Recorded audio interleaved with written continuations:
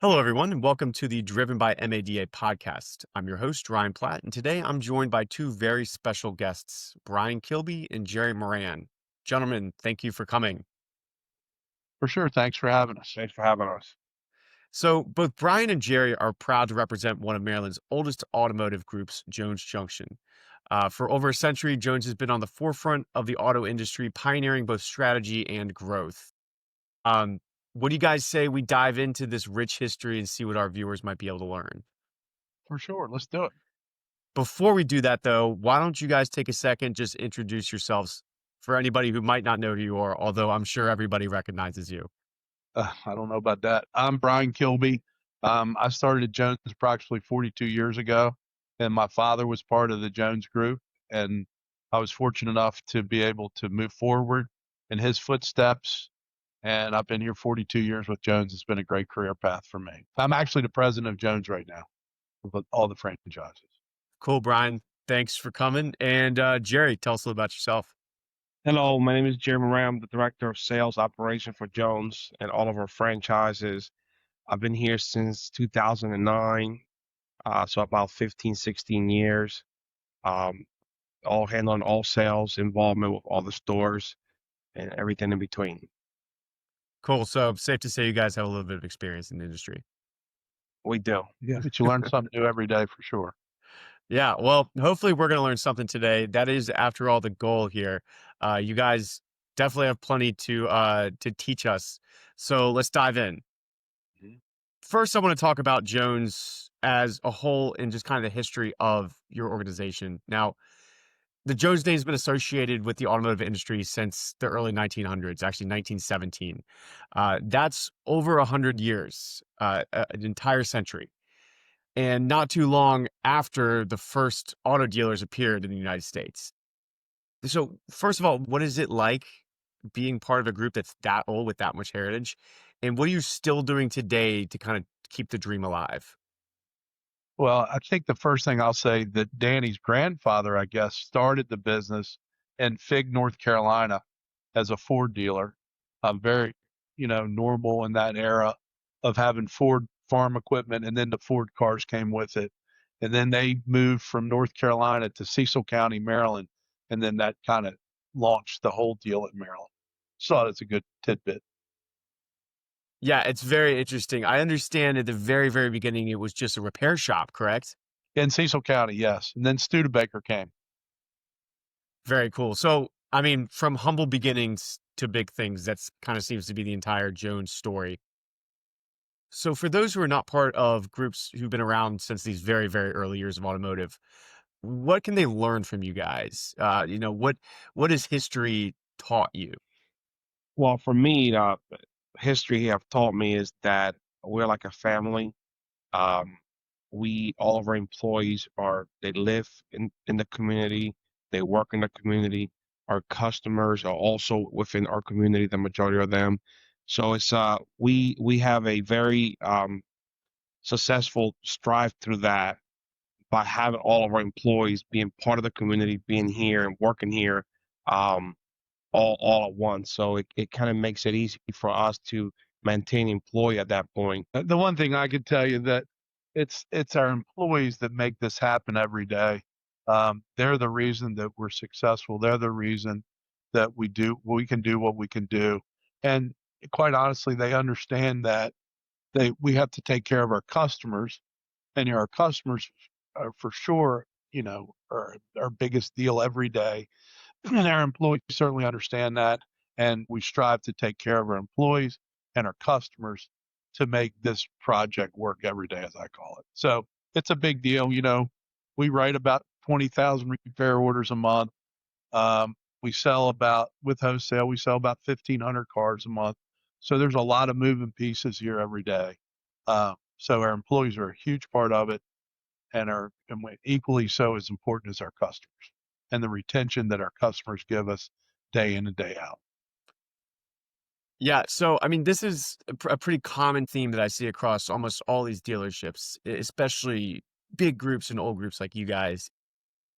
It's about the people. End of the day, it's really about the people. So, what you're telling me basically is that history has taught you that You got to love your people, and your people got to love what they do, and you got to rely on them and be able to rely on them for years and years. And Uh, you gotta take care of your employees and your people, and so they can take care of your customers, and that's how you're able to build a successful story here. Yeah, and like I said, that seems to be a pretty common theme. So something that everybody should be keeping in mind. Uh, let's move on to one of your most recent accolades. Although it is not something new to you guys, the Baltimore Sun, whom we all are very familiar with, named Jones Junction the best car dealership of 2025. This is an award you both have become very familiar with year after year. But what is it that Jones Junction is doing differently? And what have you guys done to gain so much respect in your community that they would elect you guys for something like this? And if you're not doing something differently, what do you think you guys are just doing right? well, I think humbly, it's a huge crown. You cannot pay for it. You have to earn that. And I think it gets a lot of votes too. Danny Jones said it best to me. He said, Brian, you can't pay for that. That's a big vote. There's a lot of people that vote on it. I think that's the big thing. If you really look at the numbers that vote, it's 8 or 9,000 people, I think, vote on that year in and year out. And we're just very humbled by winning that. I think it speaks to our employees and it speaks to our facilities and our trained technicians, our trained salespeople, our trained parts staff, our internet department, our social media department, our HR department. It all falls into play when you win awards like that. It's not, you just don't do that to do it. And continuously to win it, we're humbled by that every year. And it's just very satisfying that we can do that every year. Yeah. So, I mean, again, common theme. There's no secret ingredient that you're about to give out. It's the people, right? Yeah, for sure. It's for sure. And, we got great manufacturers too. Our business partners, as I call them, and we'd like to think that we treat our partners as we'd like to be treated also, which is all part of the deal too, working well with your manufacturers / your franchises. And I think we're lucky that we're still owner operators on site. Me and Danny are here about every day. Jerry's here, and we have upper management here every day, and we care about what we do every day. And I think the manufacturer in today's world, with a lot of the hedge funds, a lot of the big mega groups, Wall Street, Publix, etc., I don't think they have quite the satisfaction that they have when they can come in here and see us, talk to us what we're seeing trends in, and talk to us about business, right? I think they're really lacking that when we're lucky that we still do that because I think business in Bel Air, Maryland is probably different than businesses in Miami or Los Angeles or Oregon, and a lot of these companies are ran out of huge corporate operations and they don't get that insight, you know, but most of them are all over the country that run these big hedge funds or publics, as Jerry said. So we feel fortunate that we're still boots on the ground every day. We're doing it, and we're dealing with the manufacturers every day too. Yeah. So, I mean, if one of your manufacturers wanted to come in, they could sit in your dealership like they're sitting in your living room and just have a chat with you. For sure. And I think the one strong suit that we have, our doors always open to the factory. They always know I want them to come by and say hello if they're in town or if they're at the store for any reason. And as we all know, each manufacturer has a banking representative, they have a parts and service representative, they have a sales representative. A lot of them have a CPO representative for the certified pre-owned, and then they all have area assistant general managers and general managers, and then there's a layer ahead of that as the vice president, the president of the regions. So there's a lot of layers to the corporate, to the manufacturers that we feel very good about having a really good relationship with. I'd like Deborah to talk about that real quick. So that's a big focus of my daily work. But Deborah's our CFO. She runs all our business. She runs all our real estate. Not only are we involved in the car business, we do have some commercial real estate in the state, and Deborah runs all that for us. Huge part of what we do every day. But she can elaborate more on what I do with the manufacturers every day because she hears me every day. Deborah. Every day, which a lot of these manufacturers don't let us know that they are coming. So we'll get a knock on the door and they're here. Brian's ready and willing to talk to anybody, anytime, about anything, sometimes good, sometimes bad. Yeah, that's but right. I You mean, deal with it. We do, and that's the thing. I think Bryan does deal with it right away as soon as they're here because he is so accessible. And I think that it's a huge part of what we do here. I don't think a lot of owner operators are as accessible as Bryan and Danny are here all the time. So I think that's huge for these guys just to walk in, and even if it is just to discuss what he thinks about something or if they are about to change something, it's always good to get the feedback from Bryan or from them because I think they do take a lot of that into account when they do make changes. It's or big. It's yeah, big. It's Well, big. and Ryan, one thing too that adds to the customer perspective is that we are able to take care of our customer by having this relationship with the manufacturer because we are aware of what's going on within the industry.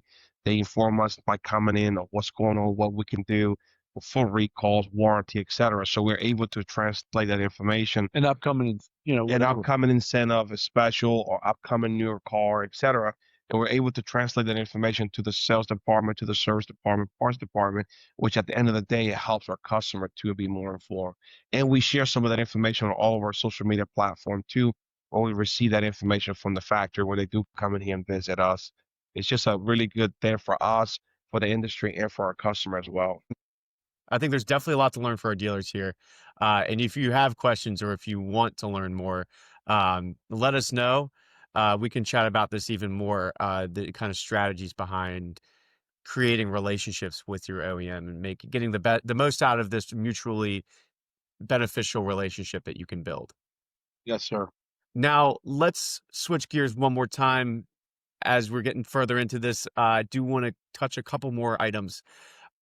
You guys have been quickly, let's just, because it's a question that everybody has and everybody wants to know the answer. And I don't blame you guys if you don't have the right answer because it doesn't seem that anyone does. But you talk about retention. And Bryan, you've been at Jones for 40 years. Jheury, you've been there for 15 years plus. But you guys are great talents. What are you doing and you talk about your people and how great and qualified your people are. What are you doing to find this talent and how are you keeping them around so long? I don't think there's a magic pill for it. I think that you have to hire people. You have to give them the opportunity to grow in your business, to have a life-changing experience at your store so they can see a career path and they want to really do it. I mean, it works time and time again for us. We don't really recruit people. We usually, the first thing we do is hire within, and we have platforms for that. And we're always looking at those platforms to make advances in our dealership to the management level or wherever we decide to put folks. We have a career path for people at Jones. And I think that in the interview process, we do talk about that. If they're started in housekeeping, if they're starting in a rental car division, or if they're started in our body shop or our get ready department, if it's a new start, we make sure they understand there is a career path. I started mowing Larry Jones's grass, which I'm proud to say. And, I mean, really, same. so I have no problem telling people that. And it's just been, it's been a great process for me personally. That's very interesting input and something I think that we maybe overlook. We're too focused on finding the perfect employee instead of creating the perfect employee with a career path and with potential. So you're not just hiring for that position, you're hiring who you think that person can be in 10 years. That's right. That's right. Which is a fantastic, fantastic advice. And a It's perfect it's segue probably not in the Harvard business degree of how to hire people, but it kind of works for us, so to speak. You can't teach some things. Some things are just organic and they have to happen. And this is a perfect segue for my final question and a story that I kind of want to hear more about. And an example of exactly what you're talking about is sitting right next to you, Jheury. You said Bryan, you started mowing grass. Jheury, you immigrated to the States and started in 2010 as a sales associate, just sales associate at Jones Junction, climbed the ladder all the way. 15 years later, now you are the director of sales. Uh, let's hear your story. What was it like immigrating to the States and finding a family in Jones and finding that career path that Bryan's talking about? Well, I came here when I was 12 years old. My family moved from the Dominican Republic here to Baltimore City. I went to Baltimore City schools. I started in the car business when I was 18, selling cars in Towson, Dodge. Went there for about 4 years. Schaefer and Stroman, For Schaefer and Stroman, which had a great support staff. support staff. And they were Same thing. very well oiled machine at the time. S&S Group was. So But after, great training is what I was working. they had a lot of, it was a very nice training setup there, which helped me, be a good salesperson, follow the process. After 2008, I came here in 2009 to be a salesperson here at the used car store selling used cars. And I was there for about 6 months, 8 months selling cars. Then I started going to the auction with our used car manager just so I can learn the process of how to be a used car manager, how to buy cars on my day off. I would just go with him just to help him out. I remember back then, he wasn't so clever with the phone and he didn't know how to like scan the car for the Carfax history report of the car. That was all. And that was my job. But that was all just That was all starting to come in, the Carfax history report of the car. So, I was young. I was, I don't know, 22, 20, 21. And I was helping him out, scanning the car, making sure that the history of the car was right. The Carfax had good history, which is very important to us, knowing where the cars come and knowing the history of those cars, because we know that we have to sell that car to a consumer and we want to make sure that we have a good car that we can sell to our customers. So that's how my whole thing started there, used cars. And then I became a used car manager after, a year or so. Then I promoted it. And then Brian promoted me from being a one used car lot to being over all the used car lots that we have, all the used car stores. And then just learning, sitting next to Brian, that's, I will say one of the best teacher that I ever had in the car industry, next to me every day, and not just, working, not just, sitting around, really have helped me. And I'll never forget this. One day, this was in 2016, Brian told me, say, hey, when I'm done with you, you're going to have a Harvard master's degree or doctor's degree in the car business. So I don't know if I have a doctor's degree yet, but I'm getting there. I'll never forget that. He's not done yet. He reminds me of that every day. So I'll never forget that. That was in 2016. He told me that. Do you remember that? Yeah.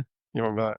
He said, when I'm done with you, you're going to have a doctor's degree in the Well, this car is a industry. long degree. It's taken quite a year, Brian. You have quite the program. Yeah. But I mean, is that not what you've been talking about? So, I mean, Jheury, obviously you saw this, that you had potential for growth. Brian didn't just hire you to fill this one role as a sales associate. So let's boil everything down. Basically, what you've told me is that, number one, it's about the people. People are the most important thing. They make everything happen. They bring you from 1917 to 2025. It's nothing without the people. And those people include your team, your leaders, and your community. And then as far as retention goes, you are very focused on creating what you refer to as a career path. You're not hiring somebody for a static position. You're hiring for 5-10 years down the road. That's right. And third, what you guys really value and where your kind of secret ingredient is your strategic relationships with partners. Those partners being OEM manufacturers and institutions like banks for financing. You guys are very strategic and you take a lot of time to curate very close relationships with these entities to ensure that you're getting the most out of the relationship and they are offering you the best deal possible and you have the best options. Let me say this, Rod. We're going to do the Jones, I guess, 10th or 12th annual golf tournament. And it costs a lot of money to do it. And that's not why I would say that. But we have banks that want to sponsor our golf tournament. And we don't need to ask for it. They want to be a part of it to help us with it. Does that make sense? Or if we're going to do the U.S. Marine Corps toy drive at Christmas, all the partners want to get involved with us, which to me means they are our partners. You know what I mean? And they do care about what we do every day as we care about what they do every day. So guys, when you listen to this podcast, please take into mind how important these relationships can be and how much you can get out of them, and how Bryan puts a lot of focus in and has seen these returns. 2025's Baltimore Sun's best dealership of the year. You're not just given that. It takes work, and you don't get great team members like Jheury.